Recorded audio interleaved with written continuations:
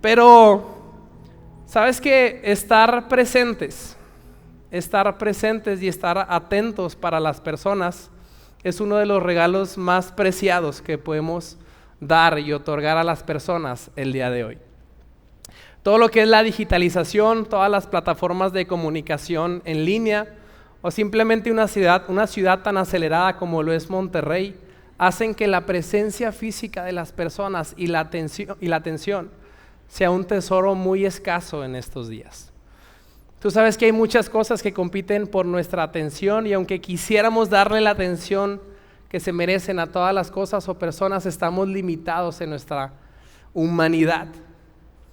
Por eso en aquello que tú y yo dedicamos nuestro tiempo y nuestra atención determina cuál es nuestro tesoro y determina qué es aquello o quién es esa persona que tiene nuestros más grandes afectos. Y sabes, hoy quiero hablarte o más bien recordarte de un tema muy sencillo, pero que realmente creo que es fundamental y trascendental para todo lo que hacemos y todo lo que somos como iglesia. Es simplemente un recordatorio de tal vez algo que ya conoces o ya has escuchado a lo largo de tu vida cristiana. Es sencillo, pero para nada es simplista.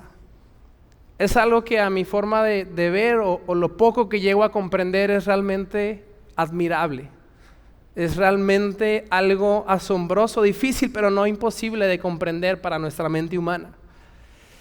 Es algo sobrenatural, pero sobre todo es algo temible cuando se manifiesta en medio de nosotros. Tal vez otra vez, ya lo has escuchado una y otra vez, pero tal vez al igual que yo has perdido el asombro de lo que esta realidad significa en nuestras vidas. Y hoy quiero hablarte del mayor tesoro que Dios nos ha dado y es su presencia en nosotros y en medio de nosotros. Quiero hablarte de la presencia de Dios.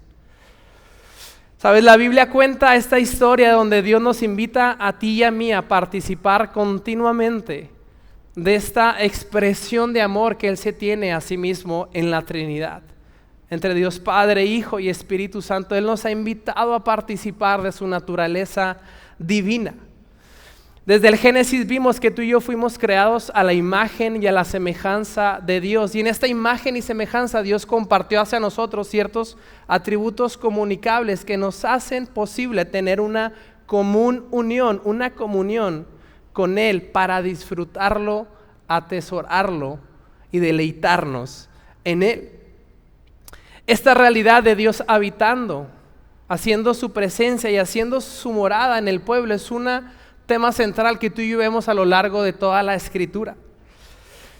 Sabes, en el principio, en el Génesis, lo más glorioso no era el jardín del Edén. Lo más glorioso no eran estos tempestuosos mares que Dios juntó. No eran las enormes montañas que Dios creó, no eran los frutos abundantes que había en el jardín. Lo más glorioso que había en el principio era la presencia de Dios habitando entre los primeros seres humanos. La gran bendición que tenían Adán y Eva no era la gloria de la creación, pero la bendición de poder escuchar la tierna, temible voz de Dios en el huerto día tras día. El hecho de que Él se paseara entre ellos y ellos pudieran disfrutarlos era realmente la mayor bendición de Adán y Eva. Ahora, spoiler alert, tú conoces la historia. Entra el pecado en el mundo por un acto de desobediencia y trae consigo ciertas consecuencias, valga la redundancia. Pero la tragedia de la caída, si entendemos bien y comprendemos bien quién es Dios, la tragedia no es la maldición que la tierra sufrió. La tragedia no es el dolor de parto que iba a experimentar la mujer como consecuencia del acto de desobediencia o el sudor que le costaría al hombre trabajar. La gran tragedia de este acto de desobediencia era la separación de Dios y el hombre. Es esta brecha que se puso en medio de Dios y nosotros debido al acto de desobediencia. Y desde ese momento un vacío se generó en el corazón humano. Una especie de agonía, de clamor profundo en el corazón, de un hambre y sed insaciable por regresar a este lugar para el cual fuimos creados, que es esta común unión con nuestro Creador, disfrutar de su presencia. Ahora, sin embargo, también conoces la historia. A pesar de la tragedia, Dios no se queda ahí, sino que empieza a desarrollar un plan de redención para separar y cortar esta brecha que nos separaba a ti y a mí de la presencia de Dios. Y comenzando ahí en el Génesis con la serpiente, Dios le dice a la serpiente que vendría una simiente de Eva, de la mujer, un él, que en el futuro le aplastaría en la cabeza a la serpiente, aunque la serpiente le mordería el talón. Después vemos que con una elección soberana de un hombre llamado Abraham, Dios jura por su propio nombre que su bendición, que su presencia estaría en medio de todas las naciones a través de la simiente de Abraham. Dice Abraham, a través de tu simiente, todas las familias de la tierra van a ser bendecidas. Dios pone por delante su nombre como garantía para garantizar que su presencia estaría en la tierra. Años más tarde, siendo ya la descendencia de Abraham una gran nación, Israel, vemos que también Dios se manifiesta, pero ahora un hombre llamado Moisés, en medio de una zarza ardiente que no se consumía, que apuntaba hacia los sufrimientos y el sacrificio de Cristo, que no sería consumido en la cruz del Calvario, sino que resucitaría al tercer día para darnos vida y vida en abundancia. Libera al pueblo de la opresión de Egipto, lo lleva al monte Sinaí, y otra vez en el monte Sinaí, en una escena gloriosa, pero también temible, de su presencia descendiendo en medio de relámpagos, de fuego, de nubes densas. Dios se manifiesta a Moisés y le entrega la ley y le muestra cuál sería el modelo de adoración que el pueblo de Israel tenía que seguir para que su presencia permaneciera y morara en medio del pueblo. Entonces, conforme va desarrollándose la historia, tú te vas dando cuenta que todo esto, el sistema de sacrificios, el tabernáculo tan específico y detallado que Dios da, todo lo que Dios hizo tenía un solo propósito, un solo fin, que vemos en Éxodo. Dice Dios hablando a los israelitas, dice, allí me encontraré con los israelitas. El tabernáculo será este lugar santificado por mi gloria. Y en el 45 dice, habitaré, ¿qué dice? Entre los israelitas y seré su Dios. Y ustedes, israelitas, conocerán que yo soy el Señor su Dios, que los saqué de la tierra de Egipto. ¿Para qué? Para morar yo en medio de ellos. Yo soy el Señor su Dios. Yo haré que esto suceda. Entonces el tabernáculo y posteriormente el templo que edifica Salomón serían simplemente algo visible, una señal visible de la presencia de Dios en medio del pueblo. La casa de Dios en medio de nosotros, un lugar para adorar su nombre y un lugar para testificar de la gloria y alabanza de su nombre, para mostrar a las naciones quién era el Dios verdadero. Entonces, mientras se va desarrollando la historia de redención, vamos cayendo en cuenta que el único deseo de Dios con todo esto es hacer su morada en nosotros y entre nosotros. Que tú y yo podamos disfrutar y deleitarnos de su presencia, porque es ahí donde encontramos nuestra mayor satisfacción en el alma. Sin embargo, como si no fuera poco, la tragedia continúa para el ser humano. A pesar de estos incontables intentos de Dios para cortar la brecha que nos separaba de su presencia y nosotros, el pueblo sigue siendo terco y sigue siendo indiferente e indolente ante esta gloriosa presencia de Dios. Ellos prefirieron adorar a los ídolos vanos y prostituyeron sus almas y sus cuerpos en lugar de adorar al Dios verdadero. Pero Dios, también conoces la historia, pero Dios, con una bondad que tú y yo no merecemos, no se da por vencido. Y después de años y años de mostrar paciencia y sufrir el rechazo continuo del pueblo de Israel, ahora vemos la presencia manifiesta de Dios. Ya no en un tabernáculo, ya no en un templo, ya no a través de observancias religiosas o leyes ritualistas. Ahora Dios envía su presencia a través de una persona divina llamada Cristo Jesús. Después de 400 años de silencio, de indiferencia del pueblo de Israel, el mensaje de Dios es enviar a su Hijo Jesús, su presencia otra vez entre nosotros. Dios se hace hombre con el fin de ser y hacer justicia delante de Dios para derribar esta brecha que a ti y a mí nos separaba de Él. Y la gloria de la historia todavía va en aumento. Gracias al sacrificio de Cristo, gracias a que Él recibe el golpe justo de la ira de Dios, ahora la presencia de Dios ya no se limita a un lugar, a una etnia, a un pueblo. Ahora Dios habita en templos humanos. Ahora Dios hace posible por Cristo Jesús su morada en nosotros, templos humanos. Es la misma presencia que una vez estuvo en el huerto, la misma presencia que se manifestó en el monte Sinaí, la misma presencia que se manifestaba en el lugar santísimo una vez al año, la misma gloria que presenció Moisés, ahora hace su habitación en el corazón del creyente y en medio de la iglesia. Por eso Pablo le recuerda a los corintios, en medio de tanta inmoralidad, quejas y problemas, dice: ¿acaso no saben que ustedes son el templo de Dios? ¿Que acaso, iglesia, no reconocen esta presencia y se dan cuenta que el Espíritu de Dios habita en ustedes y entre ustedes?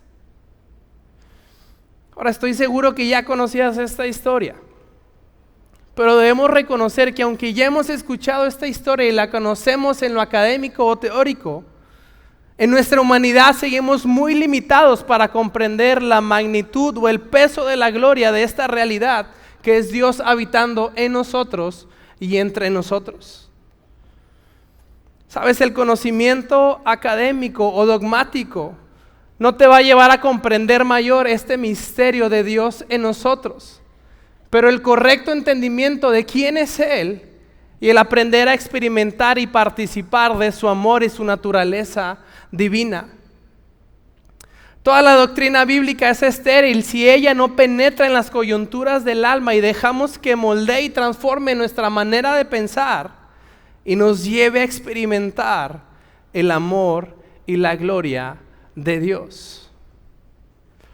Es esta experimentación de su gloria, es esta experimentación de su amor lo que me permite a mí en cierta medida comprender este peso de gloria que habita en mí, aunque aún limitado por mi humanidad.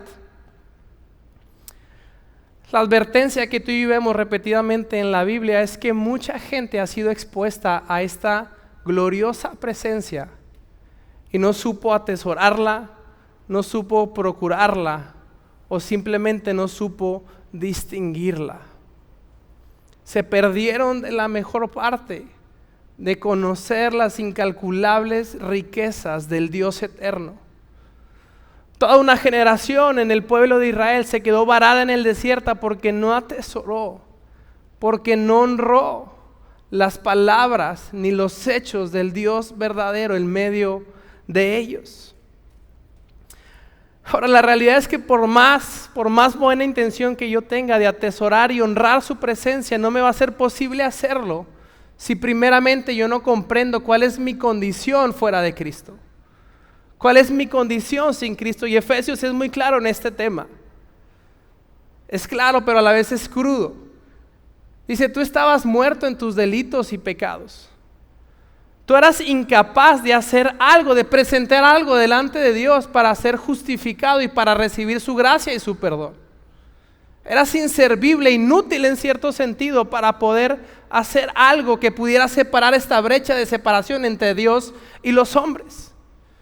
Dice Efesios, continúa, que éramos esclavos a nuestros deseos de la carne, nuestros deseos pecaminosos. Y termina diciendo que éramos hijos de la ira de Dios. Esta frase de Dios aborrece el pecado, pero ama el pecador. Nuestro pastor una y otra vez nos ha insistido, eso no es nada bíblico. Yo merecía el golpe justo de la ira de Dios por mi pecado, por la podredumbre de mi alma y de mis pensamientos que no se alineaban al corazón y al carácter de Dios. Era ciego, era incapaz de entender la verdad. Dice Romanos, no había ni uno justo, nadie que buscara a Dios, nadie que comprendiera.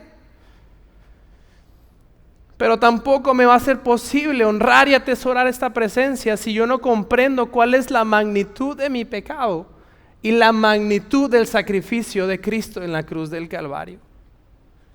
Sabes, la gravedad de la ofensa no se mide solamente en el acto que cometemos, pero la persona a la quien estamos ofendiendo. Tú y yo ofendimos a un Dios santo, a un Dios eterno, a un Dios glorioso, separado de todo mal. Y no había ningún sacrificio humano que yo podía hacer para pagar esa deuda incalculable que había en mi contra. Por eso ves al apóstol Juan llorando amargamente en el libro de Apocalipsis y dices, ¿quién será digno de desatar los sellos?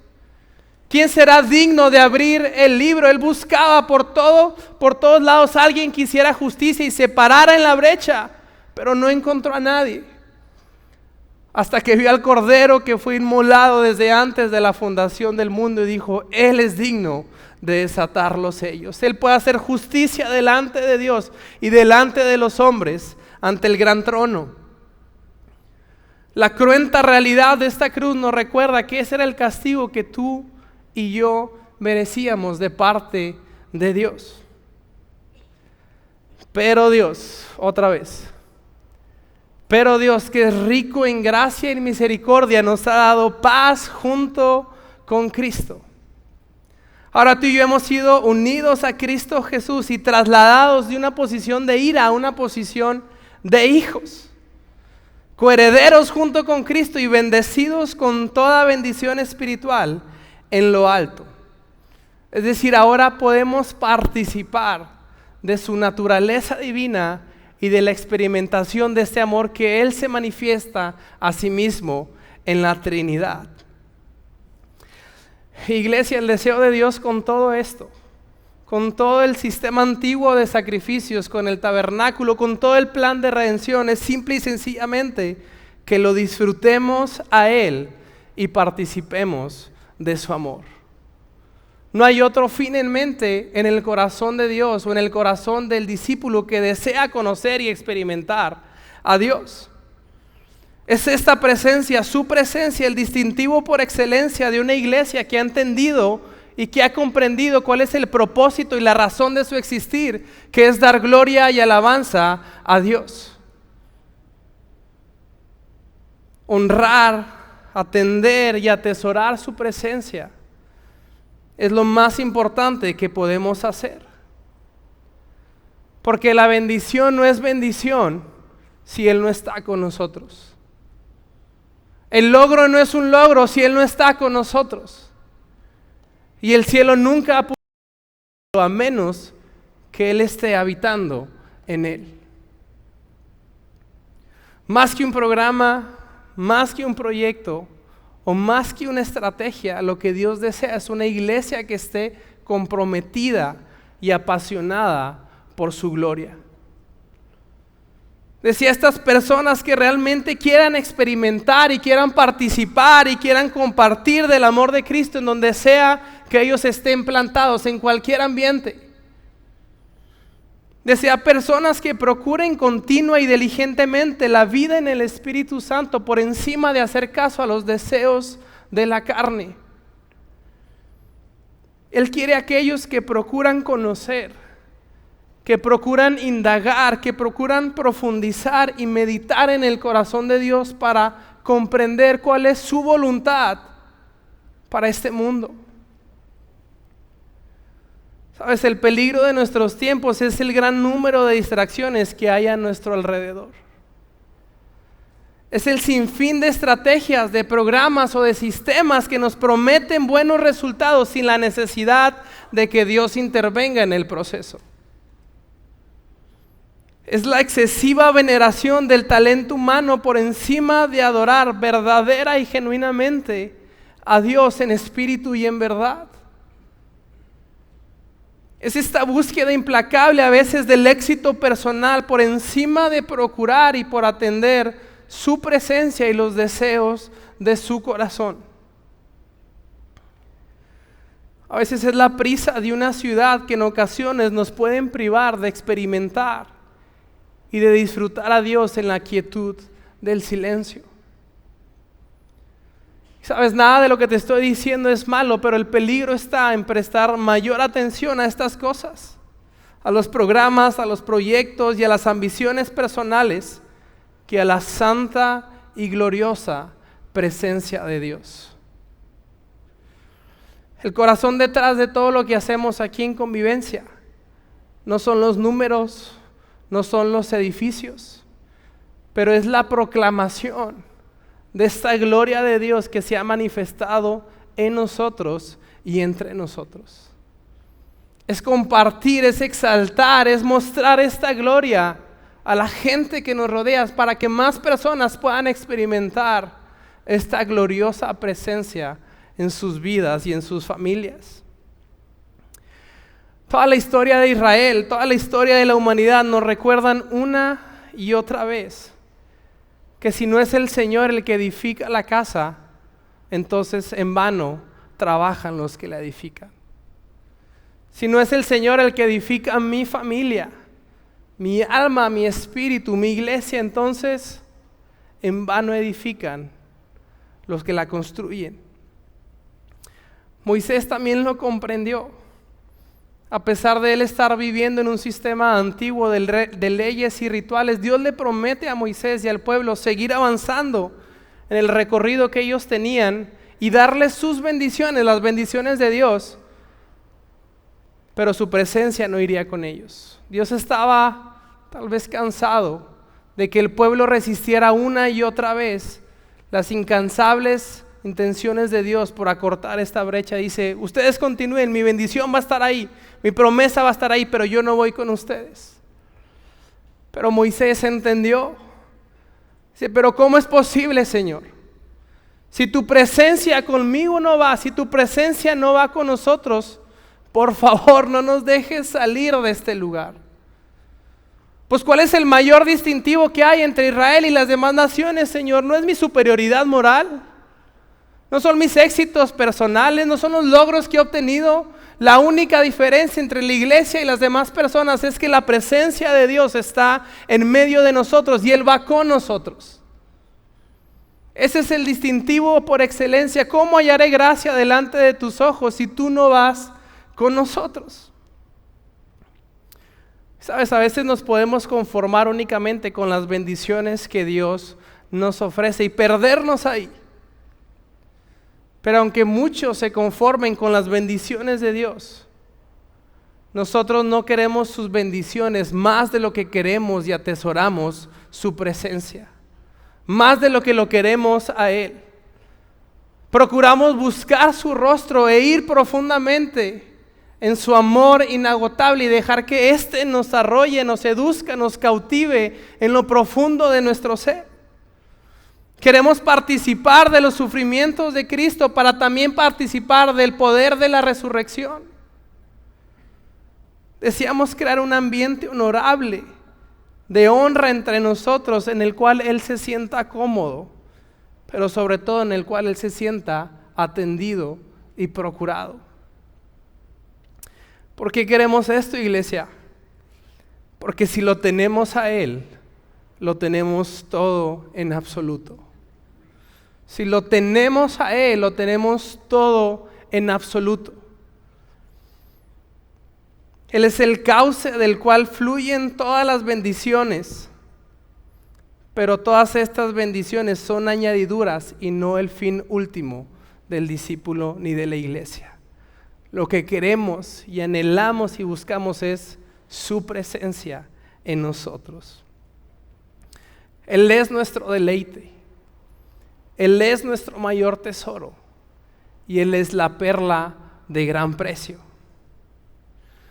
No hay cosa más importante para ti y para mí que atesorar, que honrar y procurar esta santa presencia de Dios.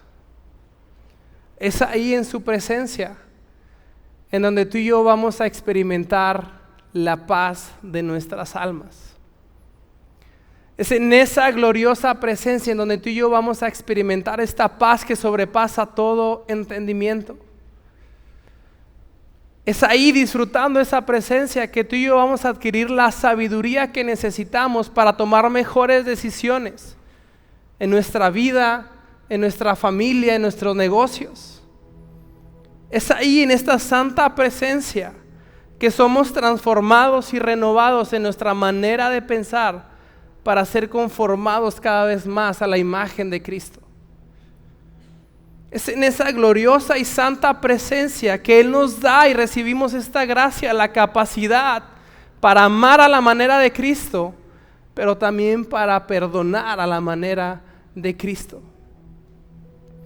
Es ahí donde nosotros participamos de su naturaleza divina y encontramos la más grande satisfacción de nuestra alma.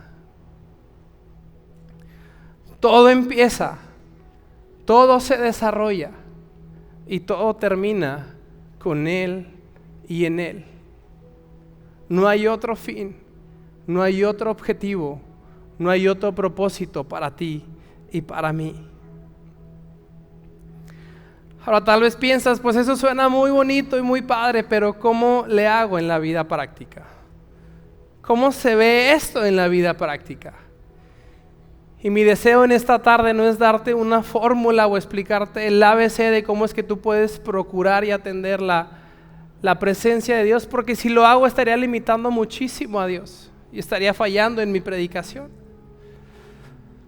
Pero atender su presencia no es otra cosa que ser conscientes de la realidad de Cristo en nuestras vidas. Ser conscientes en alma, mente, corazón, espíritu de la realidad de Cristo Jesús habitando en nosotros y entre nosotros por medio de su Espíritu Santo.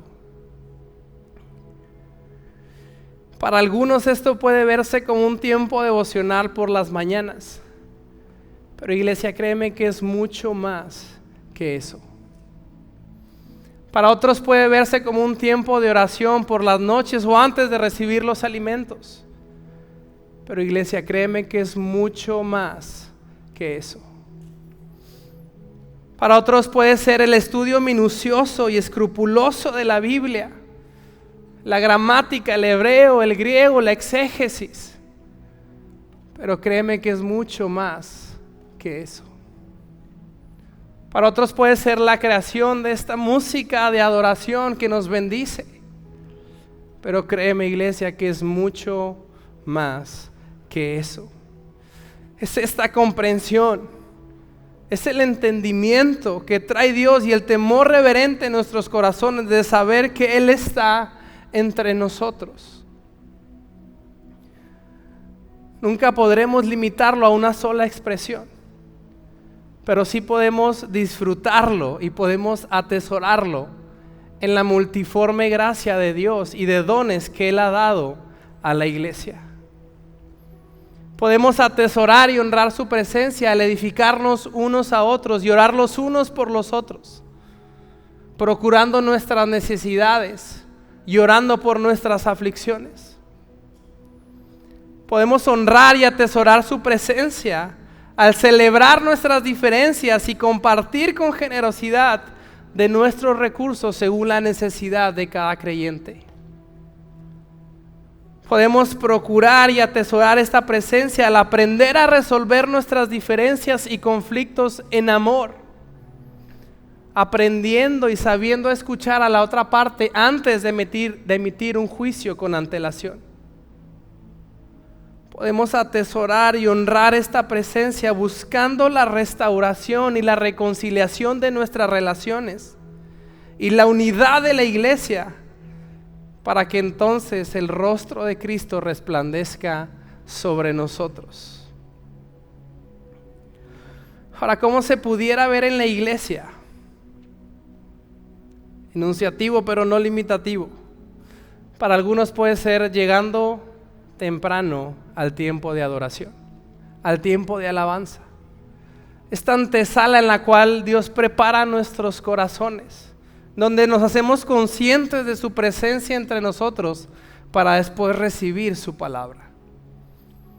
Para otros pudiera ser tal vez quitar las distracciones que hay en el tiempo de la predicación para estar atento y escuchar con detenimiento qué es lo que la palabra nos quiere decir en esta mañana. Para otros puede ser quedarse a convivir aquí en el lobby. Eso realmente es de lo más espiritual que puedes hacer. Interactuar, conocer los ministerios, conocer a los servidores, ver qué es la vida de la iglesia. ¿Quieres conocer la esencia y el corazón de lo que es convivencia? Tienes que experimentar el lobby. En nuestras relaciones, buscando la reconciliación por encima del juicio o el castigo. Aprendiendo a escuchar más de lo que hablamos o de lo que opinamos ante ciertas circunstancias. Para algunos puede ser no considerarme tan importante como para no atender las necesidades de mi prójimo.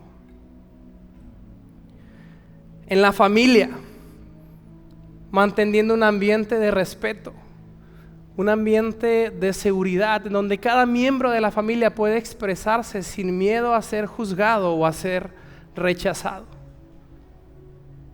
Cubriendo las fallas con gracias de los miembros de la familia y aprendiendo a dialogar los temas incómodos, pero que a veces son necesarios sacar a la mesa para experimentar la sanidad del alma y la restauración. Dedicando tiempo de cantidad a nuestra pareja y a nuestros hijos. E involucrándonos activamente en el servicio a la iglesia.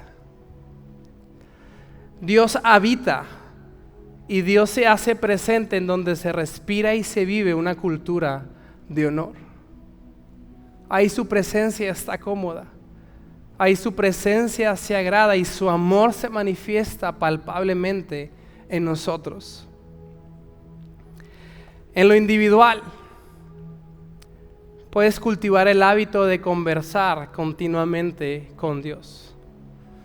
Tal vez te sirve a ti el devocional en la mañana, en la tarde o en la noche. Pero mi recomendación o mi ánimo en esta tarde es que no limites la presencia de Dios a solamente una expresión, un método o una forma.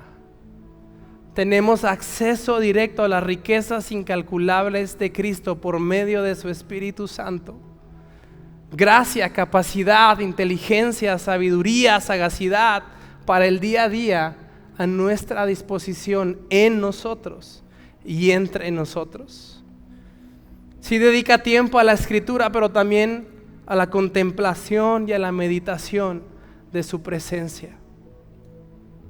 Guarda tu alma, tus ojos y tu boca de todo aquello que tú sabes que contrista y ofende el corazón de Dios. Aquello que taladra tu conciencia, que te da comezón.